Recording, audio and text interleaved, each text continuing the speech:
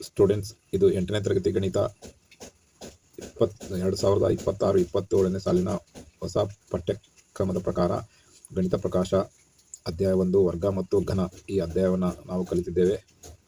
ಇಲ್ಲಿಯವರೆಗೆ ನಾವು ರಾಣಿ ರತ್ನಮಂಜರಿ ಅವಳ ಒಗಟುಗಳನ್ನು ಬಿಡಿಸಿ ತಿಳ್ಕೊಂಡಿದ್ದೇವೆ. ಅವುಗಳಲ್ಲಿ ಬಂದಂಥ ವರ್ಗ ಸಂಖ್ಯೆಗಳನ್ನು ನಾವು ಮೊದಲ 10 ವರ್ಗ ಸಂಖ್ಯೆಗಳನ್ನು ತಿಳ್ಕೊಂಡಿದ್ದೇವೆ. ನಮ್ಮ ಹಿಂದಿನ ವಿಡಿಯೋಗಳಲ್ಲಿ ವರ್ಗ ಸಂಖ್ಯೆ ಎಂದರೇನು, ಸ್ವಾಭಾವಿಕ ಸಂಖ್ಯೆಗಳಲ್ಲಿ ಮೊದಲ 10 ವರ್ಗ ಸಂಖ್ಯೆಗಳು ಯಾವುವು ಮತ್ತು ವರ್ಗ ಸಂಖ್ಯೆಗಳ ವಿಶೇಷತೆ ಏನು ಅನ್ನೋದನ್ನು ಸಹಿತ ನಾವು ತಿಳ್ಕೊಂಡಿದ್ದೀವಿ. ಅದರಲ್ಲಿ ಯಾವ ವರ್ಗ ಸಂಖ್ಯೆ ಬಿಡಿ ಸ್ಥಾನದಲ್ಲಿ ಅಂದರೆ ಯೂನಿಟ್ ಪ್ಲೇಸ್ನಲ್ಲಿ 1, 4, 5, 6 ಮತ್ತು 9 ಇದ್ದರೆ ಅದು ವರ್ಗ ಸಂಖ್ಯೆ ಅಂತ ನಾವು ಹೇಳ್ಬೋದು. ಅದೇ ರೀತಿ ಯಾವ ಸಂಖ್ಯೆಯ ಬಿಡಿ ಸ್ಥಾನದಲ್ಲಿ 2, 3, 7, 8 ಇರ್ತದೋ ಅದು ವರ್ಗ ಸಂಖ್ಯೆ ಅಲ್ಲ ಅಂತಲೂ ನಾವು ಹೇಳ್ಬೋದು ಅಂತ ಹಿಂದಿನ ವಿಡಿಯೋಗಳಲ್ಲಿ ನಾವು ತಿಳ್ಕೊಂಡಿದ್ದೇವೆ. ಇಲ್ಲಿಯವರೆಗೆ ನಾವು ಅಧ್ಯಾಯ 1 ವರ್ಗ ಮತ್ತು ಘನದ 1.1 ವರ್ಗ ಸಂಖ್ಯೆಗಳು ಈ ಪುಸ್ತಕದ 1ರಿಂದ 3ನೇ ಪುಟಗಳವರೆಗೆ ಒಂದು ವಿಡಿಯೋದಲ್ಲಿ ಮತ್ತು 3ರಿಂದ 4ನೇ ಪುಟಗಳವರೆಗೆ ಒಂದು ವಿಡಿಯೋದಲ್ಲಿ ನಾವು ಅಭ್ಯಸಿಸಿದ್ದೇವೆ. ಇವತ್ತು ನಾವು 4 ಮತ್ತು 5ನೇ ಪುಟಗಳನ್ನು ಅಭ್ಯಾಸ ಮಾಡೋಣ. ಪುಟ 5ರಲ್ಲಿರುವ ಪ್ರಶ್ನೆಗಳು: ಅವುಗಳ ಬಿಡಿ ಸ್ಥಾನದ ಅಂಕೆಯನ್ನು ನೋಡಿ ಅವು ವರ್ಗಗಳಲ್ಲ ಎಂದು ನೀವು ನಿರ್ಧರಿಸಬಹುದಾದ 5 ಸಂಖ್ಯೆಗಳನ್ನು ಬರೆಯಿರಿ ಅಂತ ಕೊಟ್ಟಿದ್ದಾರೆ. ಅಂತ ಹೇಳಿದ್ರೆ ಬಿಡಿ ಸ್ಥಾನದಲ್ಲಿ ಅಂಕಿಗಳನ್ನು ನೋಡಿ ಇವು ವರ್ಗ ಹೌದೋ ಅಲ್ಲೋ ಅಂತ ನಾವು ತಿಳ್ಕೋಬೇಕು. ಈ ಒಂದು ಉದಾಹರಣೆಗೆ ಒಂದು ಸಂಖ್ಯೆ 529 ಇದೊಂದು ಸಂಖ್ಯೆ, ಇದರ ಬಿಡಿ ಸ್ಥಾನವನ್ನು ನೋಡಿ ನಾವು ಇದು ವರ್ಗ ಹೌದೋ ಅಲ್ಲೋ ಅಂತ ನಾವು ತಿಳ್ಕೋಬೇಕು ಅಂತ ಇಲ್ಲಿ ಅದನ್ನು ನಿರ್ಧರಿಸಿ ನಾವು ಇದು ವರ್ಗ ಹೌದೋ ಇಲ್ಲೋ ಅಂತ ಹೇಳಬೇಕು ಅಂತ ಹೇಳಿದ್ದಾರೆ. ಈಗ ನೋಡಿ, ನಾವು ಹಿಂದೆ ಕಲಿತಿದ್ದೇನೆಂದರೆ ಯಾವ ವರ್ಗ ಸಂಖ್ಯೆಯಲ್ಲಿ ಬಿಡಿ ಸ್ಥಾನದಲ್ಲಿ ಅಂದರೆ ಯೂನಿಟ್ ಪ್ಲೇಸ್ನಲ್ಲಿ 1, 4, 5, 6 ಮತ್ತು 9 ಇರ್ತದೋ ಅದು ಯಾವಾಗಲೂ ವರ್ಗ ಸಂಖ್ಯೆ ಆಗಿರ್ತದೆ. ಯಾವ ವರ್ಗ ಸಂಖ್ಯೆಯ ಬಿಡಿ ಸ್ಥಾನದಲ್ಲಿ 2, 3, 7 ಮತ್ತು 8 ಇರ್ತದೋ ಅದು ವರ್ಗಗಳಲ್ಲ. ಇದು ವರ್ಗವಲ್ಲದ ಸಂಖ್ಯೆಗಳ ಬಿಡಿ ಸ್ಥಾನದಲ್ಲಿರುವ ಸಂಖ್ಯೆ. ಇದು ವರ್ಗವಾಗಿರುವ ಬಿಡಿ ಸ್ಥಾನದಲ್ಲಿರುವ ಸಂಖ್ಯೆ. ಇದರಿಂದ ನಾವು ಈ ಪ್ರಶ್ನೆಗೆ ನಾವು ಉತ್ತರಿಸಬಹುದು. ಪ್ರಶ್ನೆ ಏನು ಕೇಳಿದ: ಅವುಗಳ ಬಿಡಿ ಸ್ಥಾನದ ಅಂಕಿಯನ್ನು ನೋಡಿ ಅವು ವರ್ಗವಲ್ಲ ಎಂದು ನೀವು ನಿರ್ಧರಿಸಬಹುದಾದ 5 ಸಂಖ್ಯೆಗಳನ್ನು ಬರೆಯಿರಿ. ಅಂದರೆ ಬಿಡಿ ಸ್ಥಾನದ ಒಂದು ಸಂಖ್ಯೆ, ಇದರ ಬಿಡಿ ಸ್ಥಾನ ನೋಡಿ ಇದು ವರ್ಗ ಅಲ್ಲ ಅಂತ ನಾವು ತಿಳಿಬೇಕು ಅಂತ ಅಂಕಿಗಳನ್ನು ಬರೆಯಿರಿ ಅಂತ ಹೇಳಿದ್ದಾರೆ. ಈಗ ನಮಗೆ ಗೊತ್ತಿದೆ, ಏನು ಗೊತ್ತಿದೆ ಅಂತ ಹೇಳಿದ್ರೆ ಯಾವ ಸಂಖ್ಯೆಯ ಬಿಡಿ ಸ್ಥಾನದಲ್ಲಿ 2, 3, 7 ಮತ್ತು 8 ಬಂದಿರ್ತದೆ ಅದು ವರ್ಗ ಅಲ್ಲ ಅನ್ನೋದು ನಾವು ಈಗಾಗಲೇ ತಿಳ್ಕೊಂಡಿದ್ದೀವಿ. ಅದೇ ರೀತಿ ಈ ಸಂಖ್ಯೆ ಬಿಡಿ ಸ್ಥಾನದಲ್ಲಿ ಈ ಸಂಖ್ಯೆ ಇದ್ದರೆ ಅವು ವರ್ಗಗಳಲ್ಲ ಅಂತ ನಾವು ಈಸಿಯಾಗಿ ಹೇಳ್ಬೋದು. ಈಗ ನೋಡಿ, ಉದಾಹರಣೆಗೆ 22 ಅಂದರೆ 2 ಬಿಡಿ ಸ್ಥಾನದಲ್ಲಿದೆ, ಆದ್ದರಿಂದ ಇದು ವರ್ಗ ಸಂಖ್ಯೆ ಅಲ್ಲ. ವರ್ಗ ಸಂಖ್ಯೆ ಮತ್ತು ಇದು 43 ಬಿಡಿ ಸ್ಥಾನದಲ್ಲಿ 3 ಇದೆ, 3 ಇರೋದ್ರಿಂದ ಇದು ವರ್ಗ ಸಂಖ್ಯೆ ಅಲ್ಲ. ಹಾಗೆ ಇದು 57 ಬಿಡಿ ಸ್ಥಾನದಲ್ಲಿ 7 ಇದೆ, 7 ಇರೋದ್ರಿಂದ ಇದು ವರ್ಗ ಸಂಖ್ಯೆ ಅಲ್ಲ. ಇಲ್ಲಿ 68ರ ಬಿಡಿ ಸ್ಥಾನದಲ್ಲಿ 8 ಇದೆ, 8 ಇರೋದ್ರಿಂದ ಇದು ವರ್ಗ ಸಂಖ್ಯೆ ಅಲ್ಲ. ಯಾವ ವರ್ಗ ಸಂಖ್ಯೆಗಳ ಬಿಡಿ ಸ್ಥಾನದಲ್ಲಿ 4, 3, 7, 8 ಇರ್ತದೋ ಅದು ವರ್ಗ ಸಂಖ್ಯೆ ಅಲ್ಲ ಅಂತ ನಾವು ತಿಳ್ಕೊಂಡಿದ್ದೀವಿ. ಈಗ ಇಲ್ಲಿ ಎಷ್ಟಾಯ್ತು? 1, 2, 3, 4 ಆಯಿತು. 5 ಕೇಳಿದ್ದಾರೆ, ಮತ್ತೊಂದು ಸಂಖ್ಯೆ ಇದೇ ಬಿಡಿ ಸಂಖ್ಯೆಗಳನ್ನು ಬರ್ಕೊಳ್ಳೋದು. 73 ಇಲ್ಲಿ ಬಿಡಿ ಸ್ಥಾನದಲ್ಲಿ 3 ಇದೆ, 3 ಇರೋದ್ರಿಂದ ಇದು ವರ್ಗ ಸಂಖ್ಯೆ ಅಲ್ಲ. ಆದ್ದರಿಂದ ಯಾವುದಾದ್ರೂ 5 ಸಂಖ್ಯೆಗಳು ವರ್ಗವಲ್ಲದ ಯಾವುದಾದ್ರೂ 5 ಸಂಖ್ಯೆಗಳನ್ನು ಬರೆಯಿರಿ ಅಂತ ಕೊಟ್ಟಿದ್ದಾರೆ. ಆ 5 ಸಂಖ್ಯೆಗಳು 22, 43, 57, 68, 73. ಈಗ ಮುಂದೆ ಹೋಗೋಣ. ಈಗ ಮುಂದಿನ ಪ್ರಶ್ನೆ: 1 square, 9 square, 11 square, 19 square, 21 square ಮತ್ತು 29 ಸ್ಕ್ವೇರ್ ಇದು ಹೀಗೆ ಓದ್ಬೋದು. 1ರ ವರ್ಗ, 9ರ ವರ್ಗ, 11ರ ವರ್ಗ ಈಗಲೂ ಓದ್ಬೋದು ಎಂಬ ವರ್ಗಗಳು ಅವುಗಳ ಬಿಡಿ ಸ್ಥಾನದಲ್ಲಿ 1 ಹೊಂದಿದೆ ಅಂತ ಹೇಳ್ತಾರೆ. ಅಂದ್ರೆ ಏನಂದ್ರೆ ಅರ್ಥ ನೋಡಿ, 1 ಸ್ಕ್ವೇರ್ ಅಂತ ಹೇಳಿದ್ರೆ 1 × 1 = 1. ಇದರ ಬಿಡಿ ಸ್ಥಾನದಲ್ಲಿ 1 ಹೊಂದಿದೆ. ಮತ್ತೆ ಎರಡನೇದು 9 ಸ್ಕ್ವೇರ್ ಅಂತಿದೆ. 9 ಸ್ಕ್ವೇರ್ ಅಂದ್ರೆ 9 × 9, 99 81. ಇದು ಬಿಡಿ ಸ್ಥಾನ ಯಾವುದು? 1. ಇದರಲ್ಲೂ 1 ಹೊಂದಿದೆ. ಹಾಗೆ 11 ಸ್ಕ್ವೇರ್ ಅಂದ್ರೆ 11 × 11 = 121. ಇದರ ಬಿಡಿ ಸ್ಥಾನದಲ್ಲೂ 1 ಹೊಂದಿದೆ. ಹಾಗೆ 19 ಸ್ಕ್ವೇರ್ ಅಂತ ಹೇಳಿದ್ರೆ 19 × 19 = 361. ಇದರ ಬಿಡಿ ಸ್ಥಾನದಲ್ಲೂ 1 ಹೊಂದಿದೆ. ನಂತರ 21 ಸ್ಕ್ವೇರ್ ಅಂತ ಹೇಳಿದ್ರೆ 21 × 21 = 441. ಇದರ ಬಿಡಿ ಸ್ಥಾನದಲ್ಲೂ 1 ಹೊಂದಿದೆ. ನಂತರ 29 ಕೊಟ್ಟಿದ್ದಾರೆ. 29 ಸ್ಕ್ವೇರ್ ಅಂದ್ರೆ 29 × 29. ಇದರ ವರ್ಗ 841. ಇದರ ಬಿಡಿ ಸ್ಥಾನದಲ್ಲೂ 1 ಹೊಂದಿದೆ ಅಂತ ಹೇಳಿದ್ದಾರೆ. ಮುಂದಿನ ಎರಡು ವರ್ಗಗಳನ್ನು ಬರೆಯಿರಿ. ಇದ್ರ ಮುಂದಿಂದು ಎರಡು ವರ್ಗ. ಈಗ 29 21 ಸ್ಕ್ವೇರ್ 29 ಸ್ಕ್ವೇರ್ ಕೊಟ್ಟಿದ್ದಾರೆ. ಅದ್ರ ಮುಂದಿನ ವರ್ಗ ಅಂತ ಹೇಳಿದ್ರೆ 29 ನಂತರ 30 31 ಸ್ಕ್ವೇರ್, ಮತ್ತೊಂದು ಯಾವುದು 39 ಸ್ಕ್ವೇರ್ ಬರ್ದ್ರಾಯ್ತು. ಇದ್ರದ್ದು ವರ್ಗದ ಬಿಡಿ ಸ್ಥಾನದಲ್ಲಿ 1 ಬರ್ತದೆ. ಇವೆರಡನ್ನ ಬರೆದ್ರೆ ಆಯ್ತು. ಅದನ್ನ ಹೇಗೆ ಬರೆಯೋಣ ಅಂದ್ರೆ, ಈಗ ನೋಡಿ 29 ಸ್ಕ್ವೇರ್, ಇದ್ರ ಮುಂದಿನ ಇಲ್ಲಿ ಸೀರಿಯಲ್ ಆಗಿ ಬಂದ್ರೆ 1 9 11 19 21 29. ಇದ್ರ ಮುಂದಿನ 2 ಅಂತ ಹೇಳಿದ್ರೆ ಬಿಡಿ ಸ್ಥಾನದಲ್ಲಿ 1 ಅನ್ನು ಹೊಂದಿರುವ ಮುಂದಿನ ಎರಡು ವರ್ಗಗಳು ಅಂದ್ರೆ 29 ನಂತರ ಯಾವ್ದು ಬರ್ತದೆ 31, 31 ನಂತರ ಬರ್ತದೆ 39. 31 ಸ್ಕ್ವೇರ್ ಮತ್ತು 39 ಸ್ಕ್ವೇರ್ ಆಗಿದೆ ಅಂತ ಬರೀಬಹುದು. ಮುಂದಿನ ಪ್ರಶ್ನೆ, ಸಂಖ್ಯೆ 6ರಲ್ಲಿ ಕೊನೆಗೊಳ್ಳುವ ವರ್ಗ ಸಂಖ್ಯೆಗಳನ್ನು ಪರಿಗಣಿಸೋಣ. ಅಂದ್ರೆ ಸಂಖ್ಯೆ 6ರಲ್ಲಿ ಕೊನೆಗೊಳ್ಳುವ ವರ್ಗ ಸಂಖ್ಯೆಗಳು. ಇದೊಂದು ವರ್ಗ ಸಂಖ್ಯೆ 16, ಇದು ಸಂಖ್ಯೆ 6ರಲ್ಲಿ ಕೊನೆಗೊಂಡಿದೆ. 4ರ ವರ್ಗ 16, ಇದು ಸಂಖ್ಯೆ 6ರಲ್ಲಿ ಕೊನೆಗೊಂಡಿದೆ. ಹಾಗೆ 6ರ ವರ್ಗ 36, ಇದು ಸಂಖ್ಯೆ 6ರಲ್ಲಿ ಕೊನೆಗೊಂಡಿದೆ. ಹಾಗೆ 14ರ ವರ್ಗ 196, ಇದು ಸಹಿತ 6ರಲ್ಲಿ ಕೊನೆಗೊಂಡಿದೆ. ಹಾಗೆ 16ರ ವರ್ಗ 256, ಇದು 6ರಲ್ಲಿ ಕೊನೆಗೊಂಡಿದೆ. 24ರ ವರ್ಗ 576, ಇದು 6ರಲ್ಲಿ ಕೊನೆಗೊಂಡಿದೆ. ಹಾಗೆ 26ರ ವರ್ಗ 676, ಇದು ಸಹ 6ರಲ್ಲಿ ಕೊನೆಗೊಂಡಿದೆ. ಇದರ ಅರ್ಥ ಏನಂತ ಹೇಳಿದ್ರೆ, ಹಿಂದೆ ನಾವು ಕೋಷ್ಟಕದಲ್ಲಿ ನೋಡಿದಂಗೆ ಯಾವ ವರ್ಗದ ಬಿಡಿ ಸ್ಥಾನದಲ್ಲಿ 4 ಬಂದ್ರೆ ಅಥವಾ 6 ಬಂದ್ರೆ ಅದರ ವರ್ಗ ಸಂಖ್ಯೆ ಬಿಡಿ ಸ್ಥಾನದಲ್ಲಿ 6 ಬರ್ತದೆ ಅಂತ ಅರ್ಥ. 4 ಸ್ಕ್ವೇರ್ ಅಂದ್ರೆ 4ರ ವರ್ಗದ ಬಿಡಿ ಸ್ಥಾನದಲ್ಲಿ 4 ಬಂದಿದೆ, ಅದರ ವರ್ಗ ಸಂಖ್ಯೆ ಬಿಡಿ ಸ್ಥಾನದಲ್ಲಿ 6 ಬಂದಿದೆ. ಹಾಗೆ 14, ಇದು ವರ್ಗದ ಬಿಡಿ ಸ್ಥಾನದಲ್ಲಿ 4 ಬಂದಿದೆ, ಅದರ ವರ್ಗ ಸಂಖ್ಯೆ ಬಿಡಿ ಸ್ಥಾನದಲ್ಲಿ 6 ಬಂದಿದೆ. 24 ಸ್ಕ್ವೇರ್ ಅಂದ್ರೆ ಈ ವರ್ಗದ ಬಿಡಿ ಸ್ಥಾನದಲ್ಲಿ 4 ಬಂದಿದೆ, ವರ್ಗ ಸಂಖ್ಯೆಯ ಬಿಡಿ ಸ್ಥಾನದಲ್ಲಿ 6 ಬಂದಿದೆ.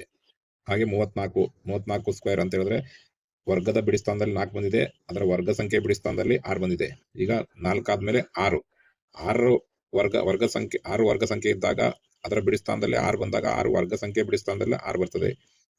ಹಾಗೆ 16ರ ವರ್ಗ ಅಂದ್ರೆ ಈ ವರ್ಗದ ಬಿಡಿ ಸ್ಥಾನದಲ್ಲಿ 6 ಇದೆ, ವರ್ಗ ಸಂಖ್ಯೆ ಬಿಡಿ ಸ್ಥಾನದಲ್ಲೂ 6 ಇದೆ. 26 ಸ್ಕ್ವೇರ್ ಅಂದ್ರೆ ವರ್ಗದ ಬಿಡಿ ಸ್ಥಾನದಲ್ಲಿ 6 ಇದೆ, ಹಾಗೆ ವರ್ಗ ಸಂಖ್ಯೆಯ ಬಿಡಿ ಸ್ಥಾನದಲ್ಲೂ 6 ಇದೆ. ಹಾಗೆ 36 ಸ್ಕ್ವೇರ್ ಅಂದ್ರೆ ವರ್ಗದ ಬಿಡಿ ಸ್ಥಾನದಲ್ಲಿ 6 ಇದೆ, ಅದರ ವರ್ಗ ಸಂಖ್ಯೆ ಬಿಡಿ ಸ್ಥಾನದಲ್ಲೂ 6 ಇದೆ. ಹಾಗೆ ಹಿಂದಿನ ಕೋಷ್ಟಕದಲ್ಲಿ ನಾವೇನ್ ನೋಡಿದ್ವು, 1 ಮತ್ತು 9 ಬಂದಾಗ ಅದರ ಯಾವಾಗೂ ವರ್ಗ ಸಂಖ್ಯೆಯ ಬಿಡಿ ಸ್ಥಾನದಲ್ಲಿ 1 ಬರ್ತದೆ. ಹಾಗೆ 4 ಮತ್ತೆ 6 ಬಂದಾಗ ಅದರ ವರ್ಗ ಸಂಖ್ಯೆಯ ಬಿಡಿ ಸ್ಥಾನದಲ್ಲಿ 6 ಬರ್ತದೆ ಅಂತ ನಾವು ತಿಳ್ಕೋಬಹುದು ಅನ್ನೋದು ಇಲ್ಲಿ ತೋರಿಸಿದೆ. ಮುಂದಿನ ಪ್ರಶ್ನೆ, ಈ ಕೆಳಗಿನ ಯಾವ ಸಂಖ್ಯೆಗಳ ವರ್ಗದ ಬಿಡಿ ಸ್ಥಾನದಲ್ಲಿ ಅಂಕಿ 6 ಹೊಂದಿದೆ? ಕೆಲವೊಂದು ಸಂಖ್ಯೆ ಕೊಟ್ಟಿದ್ದಾಳೆ. ಈ ಸಂಖ್ಯೆಗಳ ವರ್ಗದ ಬಿಡಿ ಸ್ಥಾನದಲ್ಲಿ ಅಂಕಿ 6 ಹೊಂದಿದೆ ಅನ್ಕೊಳ್ಳಿ. ಈಗ 38ರ ವರ್ಗ ತೆಗೆದ್ರೆ ಅದರ ಬಿಡಿ ಸ್ಥಾನದಲ್ಲಿ 6 ಇದೆಯೋ ಇಲ್ಲೋ ಅಂತ ನೀವು ಹೇಳ್ಬೇಕು. ಅದೇ ರೀತಿ 56ರ ವರ್ಗ, ಇದರ 56ರ ವರ್ಗ ತೆಗೆದ್ರೆ ಅದರಲ್ಲಿ ಬಿಡಿ ಸ್ಥಾನದಲ್ಲಿ 6 ಇದೆಯೋ ಇಲ್ಲೋ ಅಂತ ಹೇಳ್ಬೋದು. ಅಂದ್ರೆ ಇದು ವರ್ಗ ತೆಗೆದು ಹೇಳೋದಲ್ಲ, ಹಾಗೆ ಇದನ್ನ ನೋಡಿ ಹೇಳ್ಬೇಕು. ಈಗಾಗಲೇ ನೀವು ಹಿಂದ್ಗಡೆ ಕಲ್ತಿದ್ದೀರಿ. ಹಾಗೆ ನಮ್ಗೆ ಕೇಳೋದೇನು, ವರ್ಗದ ಬಿಡಿ ಸ್ಥಾನದಲ್ಲಿ ಅಂಕಿ 6 ಹೊಂದಿದೆ ಅಂತ ಕೇಳಿದ್ದಾರೆ. ಅಂದ್ರೆ ಇದ್ರ ವರ್ಗ ತೆಗೆದ್ರೆ ಇದ್ರ ಬಿಡಿ ಸ್ಥಾನದಲ್ಲಿ 6 ಇದೆಯೋ ಇಲ್ವೋ ಅಂತ ಹೇಳ್ಬೇಕು. ಹಾಗೆ ಇದ್ರ ಎಲ್ಲಾದ್ರದ್ದು ವರ್ಗ ತೆಗೆದಾಗ ಅದರ ಬಿಡಿ ಸ್ಥಾನದಲ್ಲಿ 6 ಇದೆಯೋ ಇಲ್ವೋ ಅಂತ ಹೇಳ್ಬೋದು. ಅದ್ ಹೇಳ್ಬೇಕಂದ್ರೆ ನಮ್ಗೆ ಏನ್ ಗೊತ್ತಾಗ್ಬೇಕು, ನಮ್ಗೆ ನೀವು ಒಂದು ಕೋಷ್ಟಕವನ್ನು ನೋಡಿದ್ರಿ, 4 ಮತ್ತೆ 6 ಇವೆರಡರ ಕೊನೆಗೊಳ್ಳುವ ಯಾವ ಸಂಖ್ಯೆಗಳಿರ್ತವೆ ಅದರ ಬಿಡಿ ಸ್ಥಾನದಲ್ಲಿ ಮಾತ್ರ 6 ಇರ್ತದೆ. ಆದ್ರಿಂದ ನಾವೇನ್ ಹೇಳ್ಬೇಕು, ಇದು 4ರಿಂದ ಕೊನೆಗೊಂಡಿಲ್ಲ, ಆದ್ರಿಂದ 4 ಅಥವಾ 6 ಇಲ್ಲ, ಇಲ್ಲಿ 8 ಇದೆ, ಇದು ಬರಲ್ಲ. ಈಗ 34, ಇದು 4ರಿಂದ ಕೊನೆಗೊಂಡಿದೆ, ಆದ್ರಿಂದ ಇದರ ವರ್ಗ ಸಂಖ್ಯೆ ಬಿಡಿ ಸ್ಥಾನದಲ್ಲಿ 6 ಇದೆ ಅಂತ ಹೇಳ್ಬೋದು. ಹಾಗೆ 46, ಇದು 6 ಬಂದಿದೆ, 4 ಅಥವಾ 6 ಬರಬೇಕು. ಈಗ 6 ಬಂದಿರೋದ್ರಿಂದ ಇದರ ವರ್ಗದ ಬಿಡಿ ಸ್ಥಾನದಲ್ಲಿ 6 ಇದೆ ಅಂತ ಹೇಳ್ಬೋದು. ಇದು 56, ಇದರಲ್ಲೂ ಸಹಿತ 6 ಇದೆ, ಇದರ ವರ್ಗದ ಬಿಡಿ ಸ್ಥಾನದಲ್ಲಿ 6 ಬರ್ತದೆ ಅಂತ ಹೇಳ್ಬೋದು. ಈ 74, ಇದರ ವರ್ಗ ಸ್ಥಾನದ ಬಿಡಿ ಸ್ಥಾನದಲ್ಲಿ 6 ಬರ್ತದೆ. ಹಾಗೆ 82, ಇದರ ವರ್ಗದ ಬಿಡಿ ಸ್ಥಾನದಲ್ಲಿ 6 ಬರಲ್ಲ. ನಮಗೆ 6 ಬರ್ಬೇಕಾದ್ರೆ ಯಾವ್ದು ಬರಬೇಕು, ಬಿಡಿ ಸ್ಥಾನದಲ್ಲಿ 4 ಅಥವಾ 6 ಇರಬೇಕು ಅಂತ. ಅದರಿಂದ ಕೊನೆಗೊಳ್ಳುವ ಯಾವುದೇ ವರ್ಗ ಸಂಖ್ಯೆಗಳ ಬಿಡಿ ಸ್ಥಾನದಲ್ಲಿ ನಮಗೆ 6 ಬರ್ತದೆ. ಆದ್ರಿಂದ ಈ ಕೆಳಗಿನ ಬಿಡಿ ಸ್ಥಾನದಲ್ಲಿ 6 ಹೊಂದಿದೆ ಅಂತ ನಾವು ಹೇಳ್ಬೇಕಂದ್ರೆ ಯಾವ್ದನ್ನು ಬರಿಬಹುದು ಅಂತ ಹೇಳಿದ್ರೆ, 38 square, 34 square, 46 square, 56 square, 74 square, 82 square. ಇದರಲ್ಲಿ 34 ಸ್ಕ್ವೇರ್ ಮತ್ತು 36 ಸ್ಕ್ವೇರ್, 46 ಸ್ಕ್ವೇರ್, 56 ಸ್ಕ್ವೇರ್ ಮತ್ತು 74 ಸ್ಕ್ವೇರ್ ಈ ಸಂಖ್ಯೆಗಳ ವರ್ಗದ ಬಿಡಿ ಸ್ಥಾನದಲ್ಲಿ ಅಂಕಿ 6 ಹೊಂದಿದೆ ಅಂತ ಹೇಳ್ಬೋದು. ಯಾಕಂದ್ರೆ ನಾವೀಗ ಕೋಷ್ಟಕದಲ್ಲಿ ನೋಡಿದೀವಿ, ಯಾವ ಸಂಖ್ಯೆಯ ಕೊನೆಯಲ್ಲಿ 4 ಮತ್ತೆ 6 ಬರ್ತದೋ ಅದರ ವರ್ಗದ ಬಿಡಿ ಸ್ಥಾನದಲ್ಲಿ 6 ಇರ್ತದೆ. ಆದ್ರಿಂದ ನಾವು 34, 46, 56, 74 ಇದರ ವರ್ಗಗಳೆಲ್ಲ ಬಿಡಿ ಸ್ಥಾನದಲ್ಲಿ 6 ಇದೆ ಅಂತ ಹೇಳ್ಬೋದು. ಮುಂದಿನ ಲೆಕ್ಕಕ್ಕೆ ಹೋಗೋಣ. ನೀವು ಈಗಾಗಲೇ ಭರ್ತಿ ಮಾಡಿದ ಕೋಷ್ಟಕದಿಂದ ಸಂಖ್ಯೆಗಳು ಮತ್ತು ಅವುಗಳ ವರ್ಗಗಳನ್ನು ಗಮನಿಸಿದಾಗ ಕಂಡುಬರುವ ಇನ್ನೂ ಹೆಚ್ಚಿನ ವಿನ್ಯಾಸಗಳನ್ನು ಕಂಡುಹಿಡಿಯಿರಿ ಅಂತ ಕೇಳಿದ್ದಾರೆ. ಈಗ ನಾವು ಏನ್ ನೋಡಿದೀವಿ, ಸಂಖ್ಯೆಗಳನ್ನ ನೋಡಿದೀವಿ, 1ರಿಂದ 9ರವರೆಗೆ ನೋಡಿದೀವಿ. ಈಗ 10 ನೋಡಿಲ್ಲ, 10, 20, 40 ಇವುಗಳನ್ನ ನೋಡಿಲ್ಲ ನಾವು. ಅದನ್ನ ಇಲ್ಲಿ ಗಮನಿಸೋಣ. ಈಗ 9 ಸ್ಕ್ವೇರ್ ನೋಡಿದೀವಿ, 11 ಸ್ಕ್ವೇರ್ ನೋಡಿದೀವಿ. ಈಗ 10 ಸ್ಕ್ವೇರ್ ಅಂದ್ರೆ ಅದರ ವರ್ಗದಲ್ಲಿ ಎಷ್ಟು ಸೊನ್ನೆಗಳು ಬರ್ತವೆ ಅನ್ನೋದನ್ನ ನೋಡೋಣ ನಾವು. ಇಲ್ಲಿ ನೋಡಿ 10ರಲ್ಲಿ ಒಂದ್ ಸೊನ್ನೆ ಇದೆ, ಅದರ ವರ್ಗ ತೆಗೆದಾಗ 2 ಸೊನ್ನೆ ಆಗಿದೆ. 20ರಲ್ಲೂ ಹಾಗೆ 1 ಸೊನ್ನೆ ಇದೆ, 2 ಸೊನ್ನೆ ಆಗಿದೆ. ಹಾಗೆ ಇಲ್ಲಿ 100ರಲ್ಲಿ 2 ಸೊನ್ನೆ ಇದೆ, ಇಲ್ಲಿ 4 ಸೊನ್ನೆ ಆಗಿದೆ ವರ್ಗ ತೆಗೆದಾಗ. ಇಲ್ಲಿ 900ರಲ್ಲೂ 2 ಸೊನ್ನೆ ಇದೆ, 4 ಸೊನ್ನೆ ಆಗಿದೆ. ಅದೇ ರೀತಿ ನೀವು ಎಷ್ಟು ವರ್ಗ ತೆಗೆದಾಗ ಎಷ್ಟು ಸೊನ್ನೆ ಇದೆಯೋ ಅದು ಡಬಲ್ ಆಗ್ತದೆ. 1000 ಇದ್ರೆ 3 ಸೊನ್ನೆ ಇದ್ರೆ 6 ಸೊನ್ನೆ ಆಗ್ತದೆ. ಹಾಗೆ ಡಬಲ್ ಆಗ್ತಾ ಹೋಗ್ತದೆ. ಈ ಸೊನ್ನೆಗಳಲ್ಲಿ ಈ ವಿಶಿಷ್ಟತೆ ಇದೆ ಅಂತ ನೀವು ತಿಳ್ಕೋಬಹುದು. ಈ ಪ್ರಶ್ನೆ ಕೊಟ್ಟಿದ್ದಾರೆ, ಒಂದು ಸಂಖ್ಯೆಯ ಕೊನೆಯಲ್ಲಿ 3 ಸೊನ್ನೆಗಳಿದ್ದರೆ ಅದರ ವರ್ಗದ ಕೊನೆಯಲ್ಲಿ ಎಷ್ಟು ಸೊನ್ನೆಗಳನ್ನು ಹೊಂದಿರುತ್ತವೆ ಅಂತ ಕೊಟ್ಟಿದ್ದಾರೆ. ಒಂದು ಸಂಖ್ಯೆಯ ಕೊನೆಯಲ್ಲಿ 3 ಸೊನ್ನೆಗಳಿದ್ದರೆ ಅದರ ವರ್ಗದ ಕೊನೆಯಲ್ಲಿ 6 ಸೊನ್ನೆಗಳಿರುತ್ತವೆ ಅಂತ ನಾವು ಹಿಂದೆ ತಿಳ್ಕೊಂಡಿದ್ವಿ. ಉದಾಹರಣೆಗೆ 2000ದ ವರ್ಗ ಅಂದ್ರೆ 2000 × 2000 ಮಾಡಿದಾಗ ನಮಗೆ 40 ಲಕ್ಷ ಬರ್ತದೆ ಅಂತ ಹೇಳಿದ್ರೆ ಇಲ್ಲಿ 3 ಸೊನ್ನೆ ಇದೆ, ಇಲ್ಲಿ 3 ಸೊನ್ನೆ ಇದೆ, ಇದ್ರ ವರ್ಗ ಅಂತ ಹೇಳಿದ್ರೆ 6 ಸೊನ್ನೆ ಆಗಬೇಕು. ನೋಡಿ ಉತ್ತರದಲ್ಲಿ 1 2 3 4 5 6 ಸೊನ್ನೆ ಬಂದಿದೆ ಅಲ್ವಾ. ಈಗ ಯಾವಾಗಲೂ ಸೊನ್ನೆಗಳು ಡಬಲ್ ಆಗ್ತವೆ ಅಂತ ನೀವು ತಿಳ್ಕೊಂಡಿದ್ದೀರಿ. ಮುಂದಿನ ಪ್ರಶ್ನೆ, ಒಂದು ಸಂಖ್ಯೆಯ ಕೊನೆಯಲ್ಲಿರುವ ಸೊನ್ನೆಗಳ ಸಂಖ್ಯೆ ಮತ್ತು ಅದರ ವರ್ಗದ ಕೊನೆಯಲ್ಲಿರುವ ಸೊನ್ನೆಗಳ ಸಂಖ್ಯೆಯ ಬಗ್ಗೆ ನೀವು ಏನು ಗಮನಿಸಿದ್ದೀರಾ? ಒಂದು ಸಂಖ್ಯೆಯ ಕೊನೆಯಲ್ಲಿರುವ ಸೊನ್ನೆಗಳು ಅಂದ್ರೆ ಇದು ಒಂದು ಸಂಖ್ಯೆಯ ಕೊನೆಯಲ್ಲಿ ಇರುವ ಸೊನ್ನೆ, ಇಲ್ಲಿ 1 ಸೊನ್ನೆ ಇದೆ. ಮತ್ತೆ ವರ್ಗದ ಕೊನೆಯಲ್ಲಿರುವ ಸಂಖ್ಯೆಯ ಬಗ್ಗೆ ನೀವೇನು ಗಮನಿಸಿದ್ದೀರಾ ಅಂದ್ರೆ ವರ್ಗದ ಕೊನೆಯಲ್ಲಿ 2 ಆಗಿದೆ, ಅಂದ್ರೆ 1 ಸೊನ್ನೆ ಇದ್ರೆ 2 ಆಗುತ್ತೆ, 2 ಇದ್ರೆ 3 ಆಗುತ್ತೆ, 3 ಇದ್ರೆ 6 ಆಗುತ್ತೆ ಅಂತ ಡಬಲ್ ಆಗುತ್ತೆ ಅನ್ನೋದನ್ನ ನಾವು ಗಮನಿಸಿದ್ದೀವಿ. ಇದು ಯಾವಾಗಲೂ ಸಾಧ್ಯವೇ ಅಂದ್ರೆ ಹೌದು, ಯಾವಾಗಲೂ ಸಾಧ್ಯವಿದೆ. ವರ್ಗ ಸಂಖ್ಯೆಗಳ ಕೊನೆಯಲ್ಲಿ ಒಂದು ಸಮ ಸಂಖ್ಯೆಯ ಕೊನೆಯ ಸೊನ್ನೆಗಳನ್ನು ಮಾತ್ರ ಹೊಂದಿರಬಹುದು ಎಂದು ನಾವು ಹೇಳಬಹುದೇ ಅಂತ ಹೇಳಿದ್ರೆ ಹೌದು, ಹೇಳಬಹುದು. ಅದರ ಉತ್ತರ ಹೌದು. ವರ್ಗಗಳ ಸಂಖ್ಯೆಗಳ ಕೊನೆಯಲ್ಲಿ ಸಮ ಸಂಖ್ಯೆಯ ಸೊನ್ನೆಗಳನ್ನು ಮಾತ್ರ ಹೊಂದಬಹುದು ಎಂದು ಹೇಳಬಹುದು. ಯಾಕಂದ್ರೆ ನೀವು ಇಲ್ಲಿ ಹಿಂದೆ ನೋಡಿದ್ರಿ, ಇಲ್ಲಿ 3 ಸೊನ್ನೆ ಇದೆ, ಇದನ್ನ ವರ್ಗ ಮಾಡಿದಾಗ 6 ಸೊನ್ನೆ ಬಂದಿದೆ. ಆದ್ರಿಂದ ಇಲ್ಲಿ ಬೆಸ ಸಂಖ್ಯೆ 0 ಇದೆ, 3 ಅಂದ್ರೆ ಬೆಸ ಸಂಖ್ಯೆ, ಇಲ್ಲಿ 6 ಅಂದ್ರೆ ಸಮ ಸಂಖ್ಯೆ 0 ಇದೆ. ಆದ್ರಿಂದ ನಾವೇನ್ ಹೇಳಬಹುದು, ವರ್ಗದ ಸೊನ್ನೆಗಳ ಕೊನೆಯಲ್ಲಿ ಸಮ ಸಂಖ್ಯೆಯ ಸೊನ್ನೆಗಳನ್ನು ಮಾತ್ರ ಹೊಂದಬಹುದು ಎಂದು ನಾವು ಹೇಳಬಹುದು ಅಂತ ನಾವು ಉತ್ತರ ಬರೀಬಹುದು. ಈಗ ಮುಂದೆ ಇಲ್ಲೊಂದು ಸಂಖ್ಯೆ ಕೊಟ್ಟಿದ್ದೀನಿ, 10,000ದ ವರ್ಗ, 23,000ದ ವರ್ಗ.